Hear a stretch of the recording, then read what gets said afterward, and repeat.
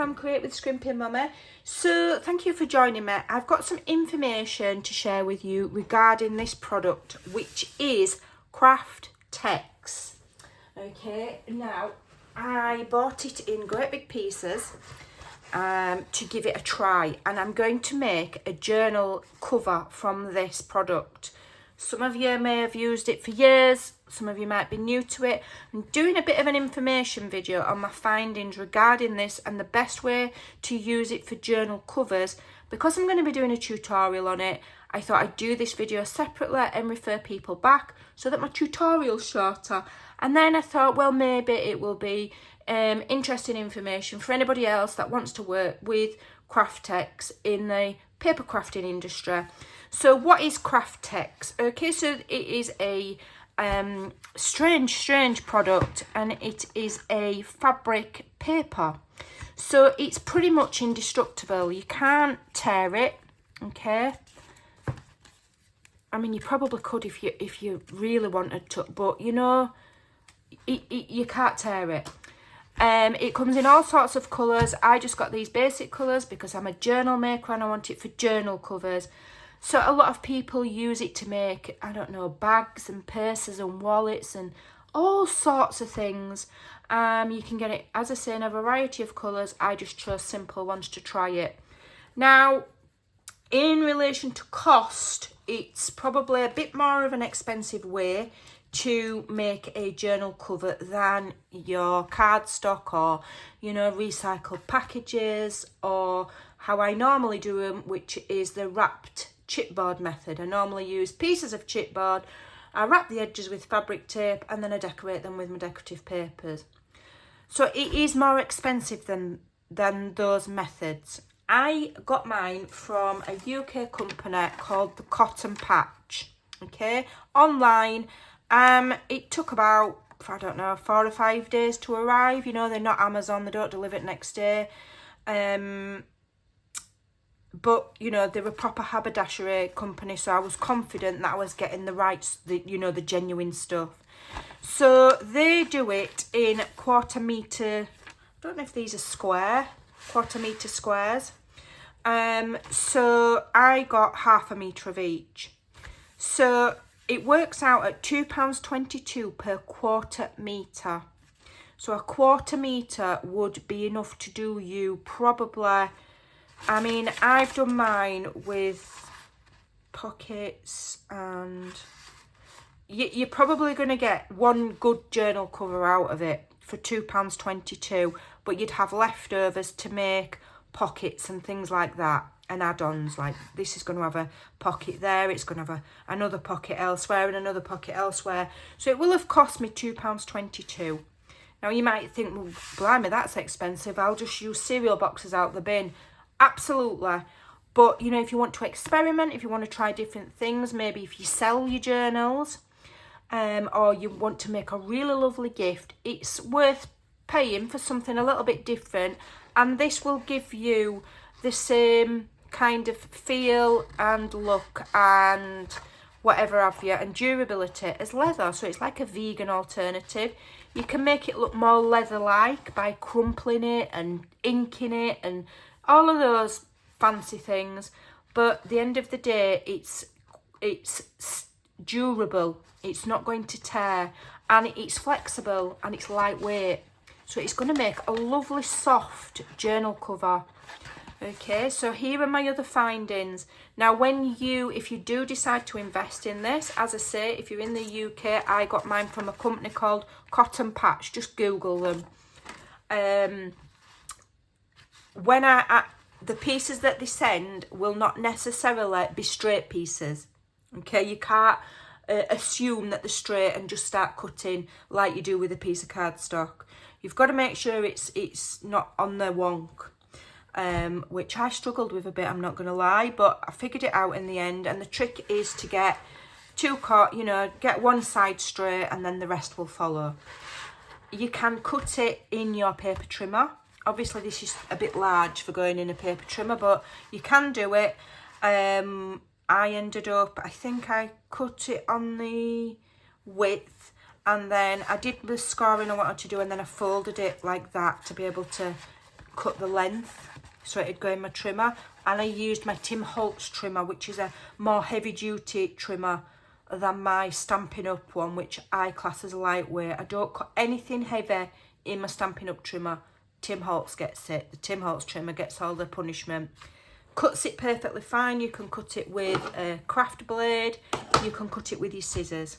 All right, so the first thing you need to do is make sure your piece is straight. I also, when it came, it was rolled. So I unrolled it, rolled it the other way, and then laid it flat for 24 hours. Just easier than working with something that's all curled up. So my next dilemma was, how will this work in journal making? Get that hair off there. My main dilemma was, am I gonna be able to glue it? Because most people use Kraft Tex and they use it for sewing projects. Now, you don't necessarily need to be gluing anything, because you could just cut your size that you want, fold it in half, and there you go, you've got a journal cover, decorate it, and you're done. But I like to fold my edges over. I score at 1/2 inch all the way around. I like to fold them over so that I've got a strong, sturdy edge there, okay? So how am I gonna glue that down? So I did some experimenting, okay, and here's what I found. So my go-to glue is Collal. It's very similar to Fabri-Tac, and having watched other videos, I will say that every video that I watched got the same findings as me, okay? And I've watched heaps. I've even watched the company that you know, invented this stuff, watched their own videos, and they said the same. If you want to glue Kraft Tex to Kraft Tex, it doesn't work well, okay? It just doesn't. So gluing it to itself is not successful. So how am I going to then do this? So I experimented and experimented, and I experimented with a scrap. Now this stuff is kind of smooth on one side and textured on the other. So I experimented both ways. Here are my scraps. So this is rough side to rough side, and this is shiny side to shiny side. And through experimentation, I found that the best thing to use, and it's solid as a rock, okay? If you don't want to sew it, I will be doing both. I will be using this and sewing, is your red line tape.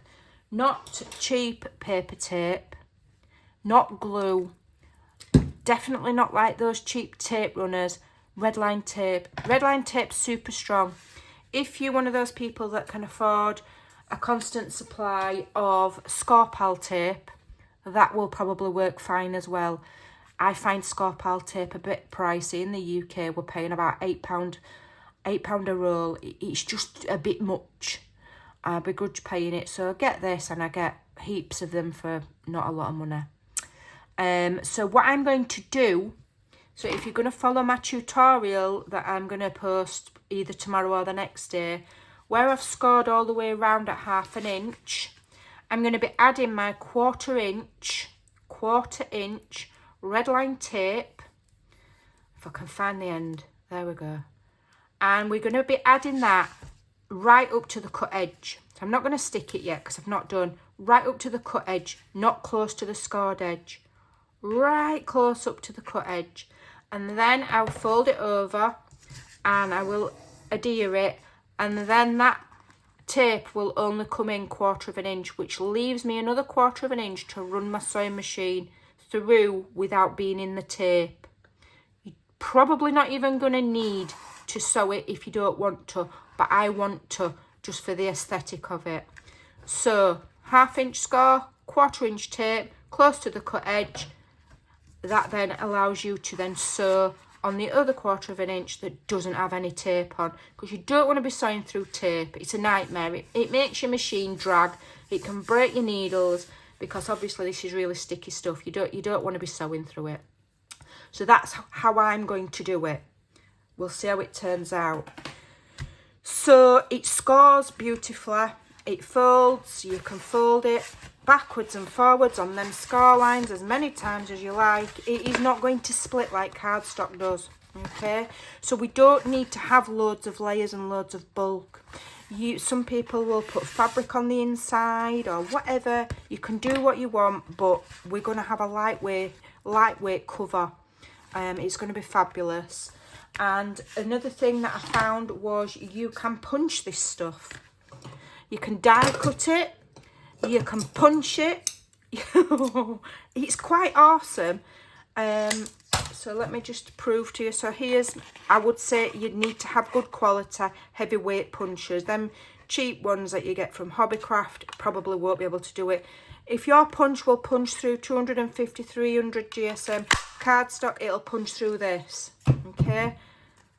And then I'm going to fold that, and I'm going to then, that's going to go on the side, and I'm going to make closures from it, and it's just going to be indestructible. Okay. You can round the corners. It will work.